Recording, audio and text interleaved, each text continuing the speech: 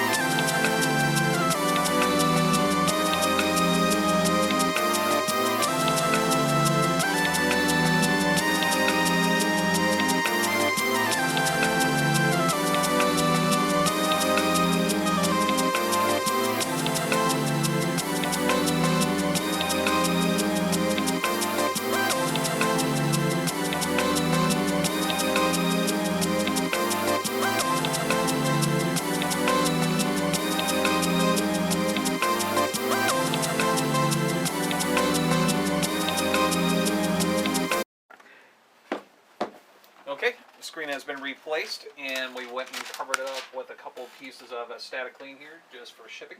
Also, one thing I want to notice before I did the repair, when you take this out, you're going to have some brackets that sit on the side here, and they're going to be connected on the back through these here with like 6 screws. Make sure you remove those, and keep those at home, because what we find is that those end up, can break in shipping when it's being sent to us. So if you do that for us, it'd be excellent.